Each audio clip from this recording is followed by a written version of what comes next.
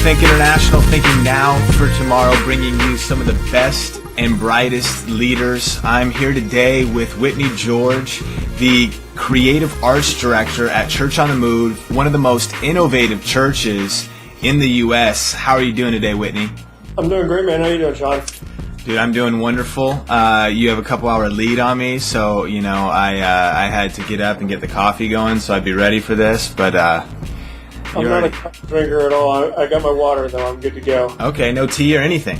Nothing. I'm just water, man. Sorry to hear that. But anyways, today we're going to be talking about the creative process. We're going to be talking about some of the things they do over at Church on the Move, some of the workflow and the philosophies behind that. So let's jump into it. Sure. Now, just as a church, you guys have progressed and changed and innovated a lot over the years. Yeah. And you've grown up in it, attending the church. And what's that been like? It's been interesting, I guess, to say the least. It's been long, is the thing I guess I would say. It took a long time. There are times in the process that you wondered whether or not, church could even ever be different. There was a time where, you just sort of saw church in a different way than what we do today. And so what we're doing now, honestly, wasn't even in my head years ago. I don't think we had any idea what we would kind of morph into. So it's been a long process. Just for anybody that's kind of trying to do something similar, and I know a lot of churches right now are in the process of really trying to reinvent themselves. I would just say take it slow, because one of the things you can do is just, when you change overnight, you can freak people out in a major way. So it happened over a long period of time. And I think the other thing that we found out was that it had a lot to do with not just all the grand ideas that you would have about what church could be, should be, or whatever, but it was about finding and assembling the right team of people and getting the right people on board. Mm. That was really kind of the most critical thing in pulling all this off. Okay, so you spoke a little bit too, but specifically, what are some kind of the key philosophies, maybe culture elements that it takes to facilitate that change personally? And then also, what have you done maybe to also kind of stay fresh? And even in the creative one, we are creative and progressive, even that can be a rut. So maybe just some of the things you do personally to... Sure. Like I said, I think finding the right people, and you have to find people who are committed to the same vision that we're all kind of signing up for. One of the big philosophies that we have around here, and we say it all the time, is it's not about getting it done, it's about doing it right. And that's good.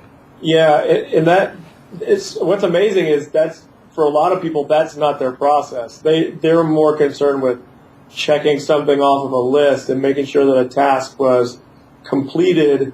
But our church culture is really about doing it right. And that was really, in terms of facilitating the change, it is about finding a group of people that believed in what we were doing and wanted to do things the right way, whether that had to do with, host teams or parking lot teams, or the way we counsel people and care for the people of our church, or whether that had to do with the creative side of things. It doesn't really matter.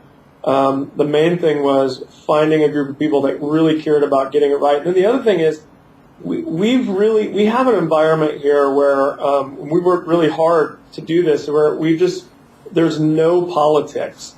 And there's nobody to get to know at Church on the Move to kind of get you up the ladder, or you don't have to brown nose or any of that kind of thing. You just, we respect each other. There's a great mutual respect amongst the team of people here. And I think when you have that healthy respect, it allows you to really grow and change in the right way, and instead of kind of shooting off in some of the wrong directions, which can happen really easily. So those are kind of a couple things that that we would do. In terms of myself, like trying to stay fresh creatively, I don't really have like a real serious process for that kind of thing. I try to, and I'm sure a lot of people do this. This may sound cliche. I try to stay open to a lot of different things. I don't watch a ton of television, but I take in a lot of movies. I take in a lot of music. I try to read as much as I can. I try to take in from the different habits that I do have in my life, different likes that I do have. I try to absorb wherever I go. So I'm always on the lookout. Like when I walk into a building, I'm instantly just looking all around at the way the thing works, the way it functions. If it's a company, if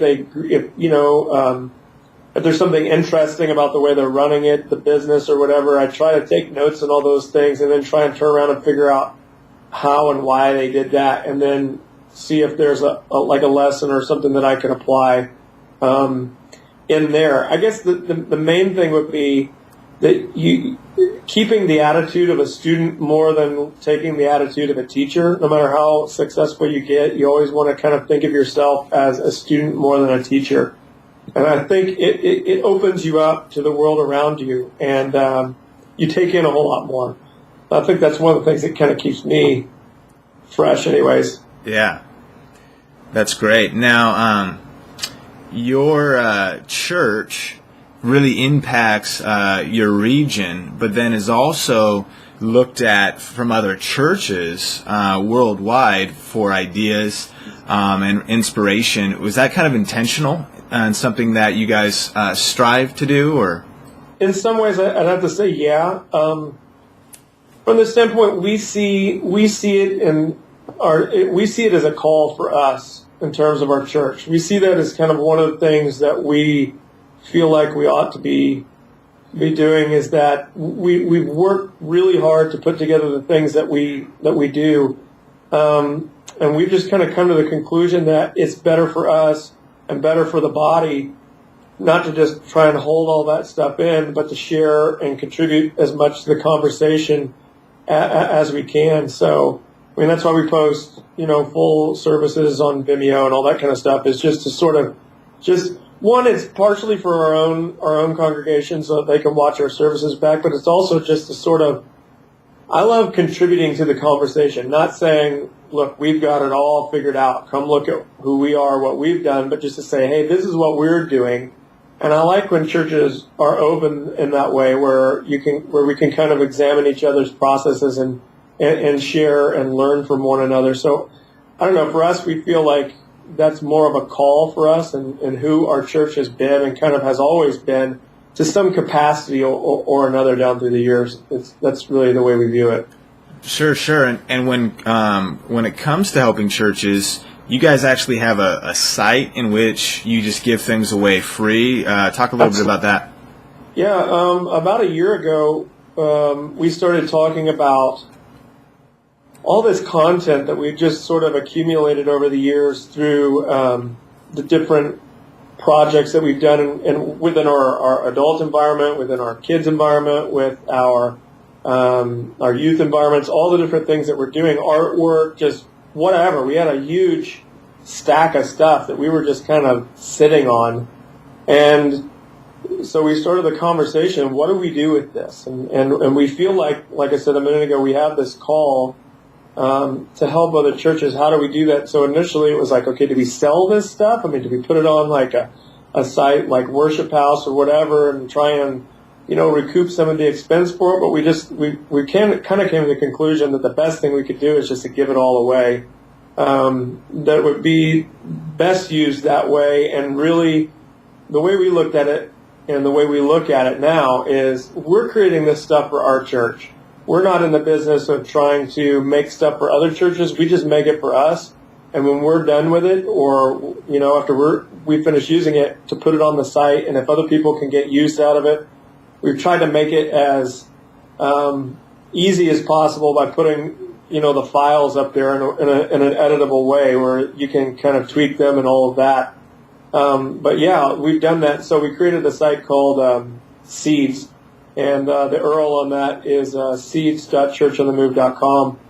And it's just pretty much everything that we could think of that, and we're still adding all kinds of stuff up there, but that we could think of that would be useful to other churches, and it's all free. So I mean, there's music that we like, custom music scores that we've had made for videos. There's, all of our video content, obviously, drama stuff. There's just whatever we do, we try to throw it up there. That's awesome. Yeah, we're Think International is probably gonna take some of those motion backgrounds and include this in our stuff. But yeah, that's a great site. And also, when Seeds has a conference coming up as well. What specifically, what I saw on the web about it was that it's like 3 conferences in one, but maybe focus on the creative part and how a creative team would really benefit from that. Yeah, absolutely.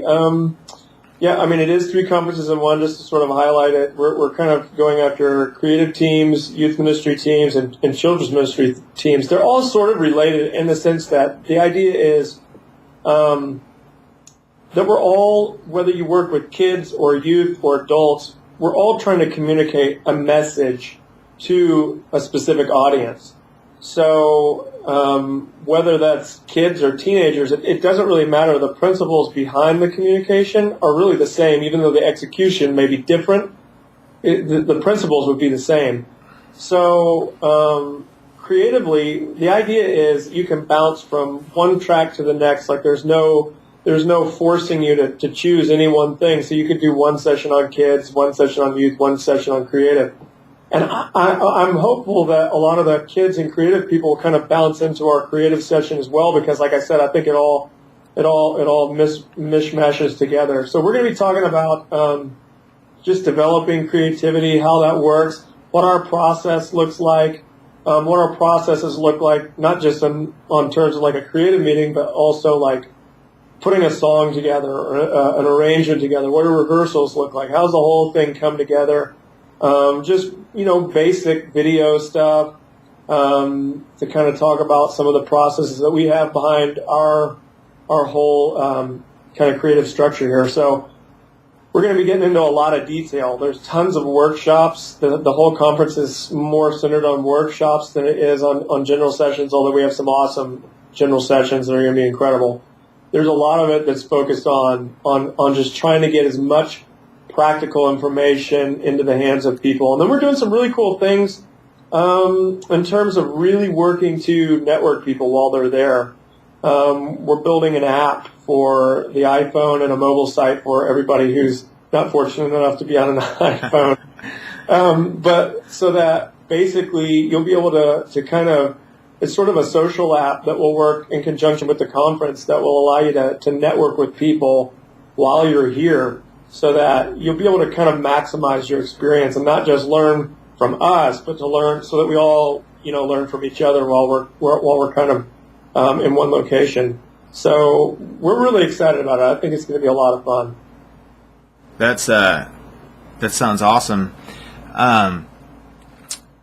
Thomas Edison has that famous quote that says, "Genius is 1% inspiration, 99% perspiration." Yeah. Tell us a little bit about just your creative process there, maybe just a few snippets, and then on the thought of making ideas happen and actually like completing projects, and not just having the dreams and ideas, which sometimes there can be a multitude, but actually seeing them all the way reaching execution. Absolutely. That's one of the biggest things.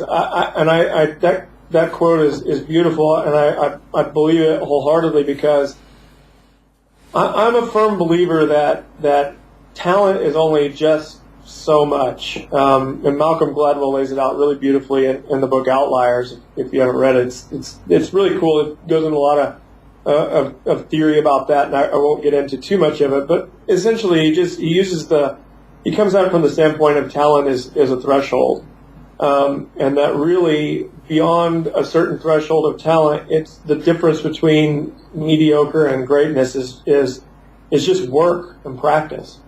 And I found really the same thing to be true here, that it really comes down to a lot of hard work.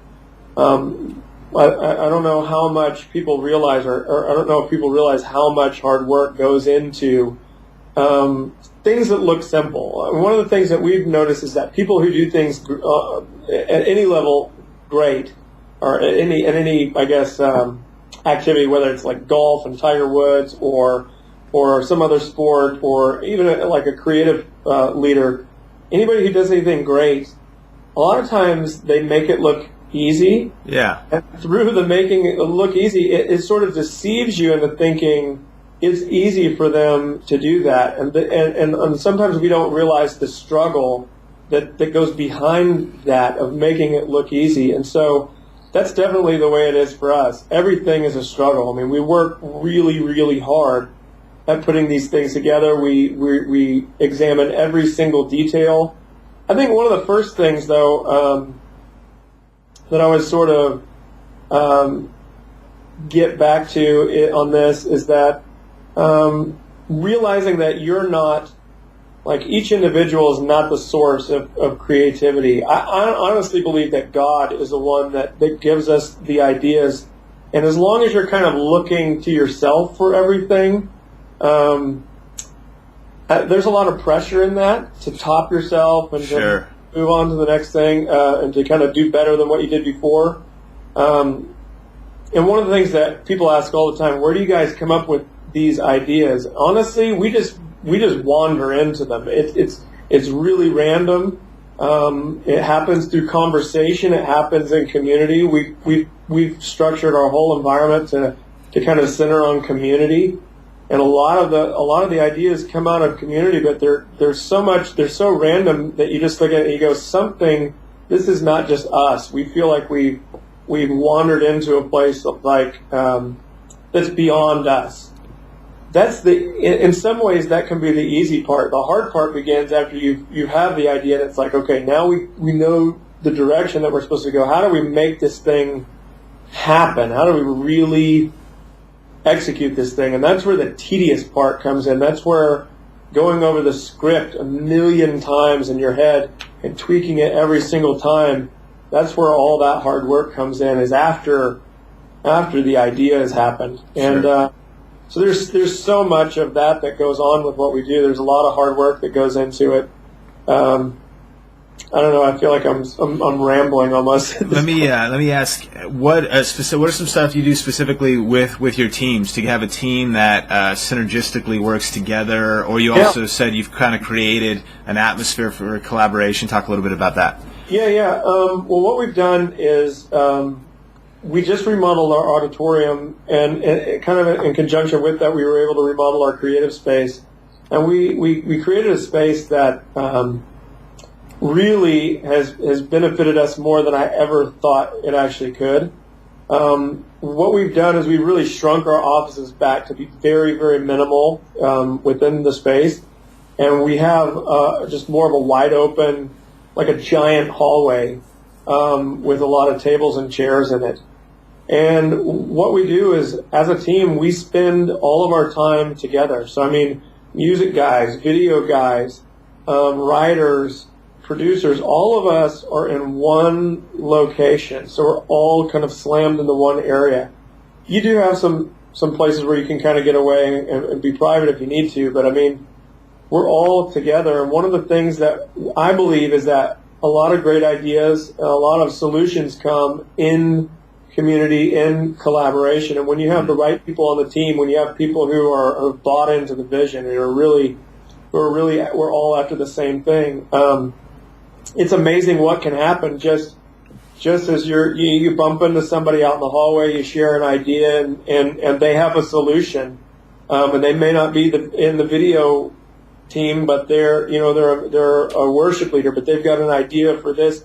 It just creates constant collaboration instead of collaboration happening only when we come into meetings, but it happens all the time. Sure. And I feel like that's really taken us to a different level. Part of it was modeled in a really small scale way after what Pixar's done, and I'm a huge Pixar fan. And one of the things they did when they built their building, the new Pixar studio, is they put like the bathrooms and all the food and all of that right in the center of the building, and then the offices kind of go off to the sides. And so anytime you need to go to the bathroom, you have to come to the center. And that was all designed on purpose to where the idea was they wanted people meeting accidentally on purpose. And so they built their building this way, and if you listen to them talk about it now, they say so many solutions happen when I'm on my way to the bathroom and I bump into somebody from the other side of the company, and you're sharing your problem with them, and they throw out a solution or an idea that totally sets you free. Wow. It's creating that constant collaboration. So that's been a really huge thing for us. Wow, that's good stuff. Now, you guys have put out some creative, some videos specifically highlighting some of your creative things, like creative meetings or commentaries of service. What have you put out? Yeah, we have we get the question asked a lot, like how does a creative meeting at Church on the Move work? And it's so unstructured, it's hard to describe. So what we did, we just shot it on video one day. We just decided to shoot the whole thing. I had to actually edit out a good chunk of it just because nothing was happening. We were getting nowhere, and it was long enough as it was, so I didn't want to waste everybody's time. It's like an hour and a half long, something like that, 70 minutes, I think, somewhere in there. And it's on our Vimeo page. You can also find it on our Seeds blog. If you go to Seeds and click on the blog, and in there, just click on the left, there'll be the list of contributors to the blog. Just click on my name, and it'll list all the posts that I have. One of them in there is the video. What's cool is it's the video of a creative meeting, and then with it is the service that was the result of that creative meeting. So you can kind of see our process, and then you can see the completed design. And then we've done a couple other things where we actually did a commentary of our Christmas service from last year, where most of the key players in terms of the creative side of it got together and did a commentary. And it's not because we think we're really incredible and everybody needs to hear what we have to say. It was just more or less so that we could kind of explain the thought processes behind why we did what we did, in the hopes that we're all in the same boat every year. So hopefully, maybe hearing what we did might spark an idea for somebody else, and so that's on our website. That's also on the Seeds blog, and then we've done one for this last year, 2010's Christmas, but it's not posted up there yet. It will be soon, so you'll be able to watch through that. Great. Well, those are wonderful resources. Lastly, maybe just even, you probably hit a couple of them, but what are the websites where people can connect with you, and just blogs and Twitters and just whatever final resources? Absolutely. My Twitter is just my name, Whitney George, which is WHITNEY GEORGE, and that's my Twitter name. Our blog is at Seeds. It's easy to find there if you just go to seeds.churchonthemove.com. If you want to see services, you can, in all the other videos that we do, we post everything to Vimeo. So we have quite a collection of Vimeo videos. You can check all those out at vimeo.com/COTM. Phenomenal. Well, Whitney, thank you so much. Church on the Move, love what you guys are doing and how you're helping other churches. Think international, thinking now for tomorrow. See you later.